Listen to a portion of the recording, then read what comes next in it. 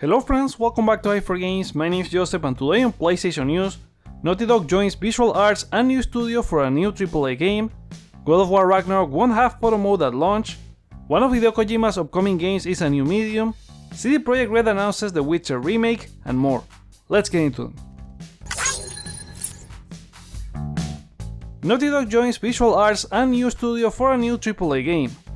A new job listing at PlayStation says they are looking for a senior producer as part of a new internal game development team to work in partnership with Visual Arts.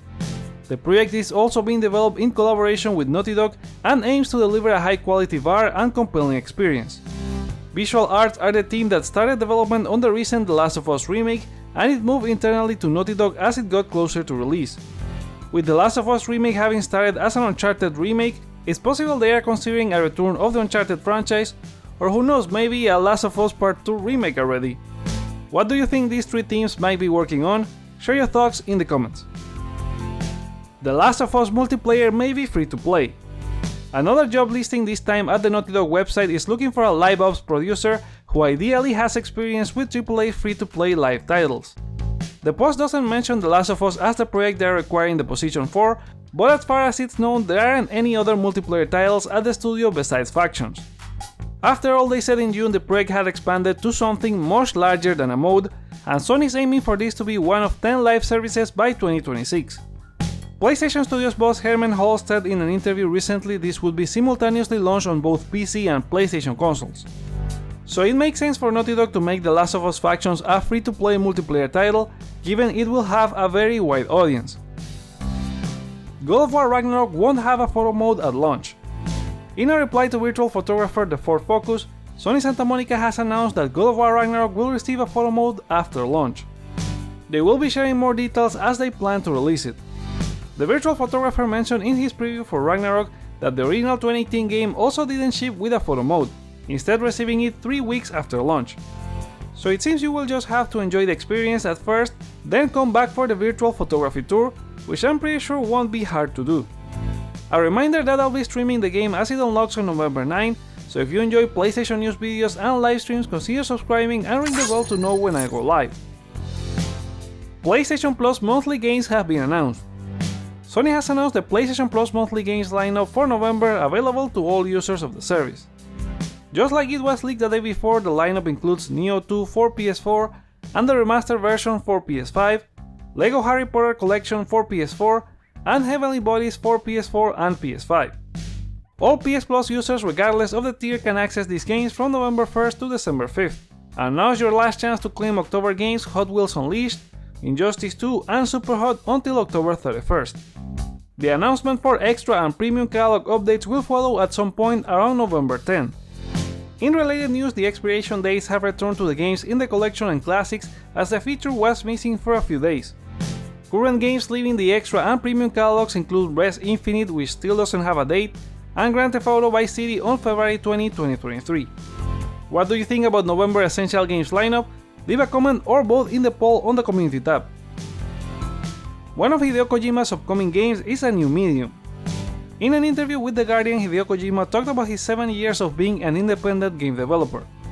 There he also took time to talk about one of his upcoming games, saying it's almost like a new medium and that if it succeeds it will turn things around not just for the game industry but the movie industry as well.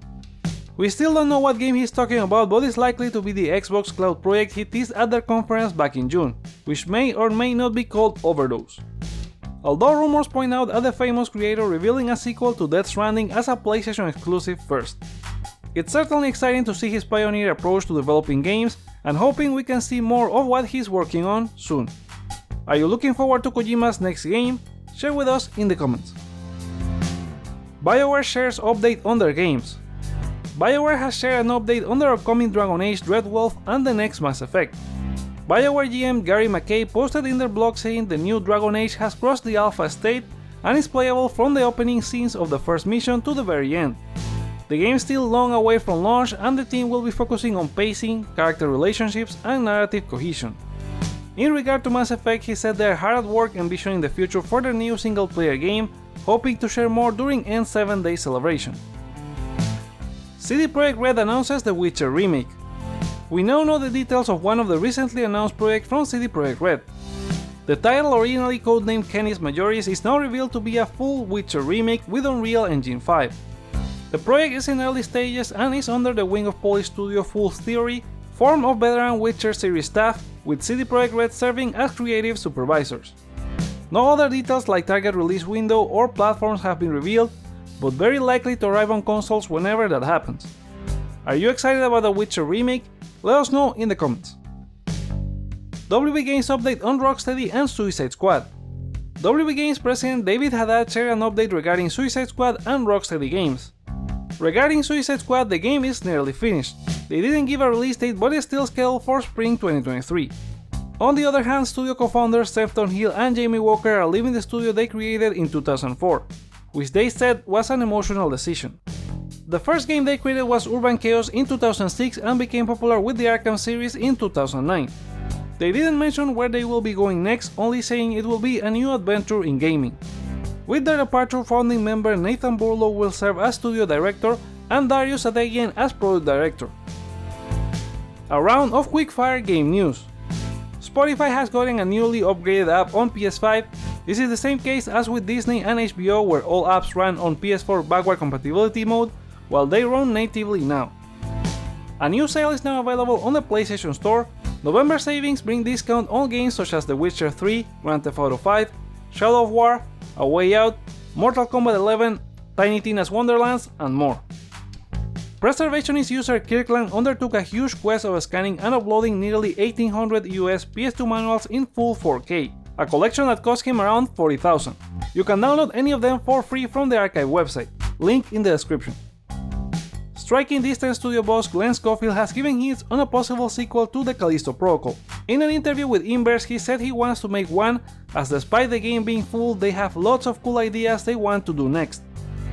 Call of Duty Modern Warfare 2 is already out as a campaign early access, with the multiplayer opening on Friday, but hopefully you have enough space for it, as the game received a 40GB patch, bringing it to over 150 gigs total.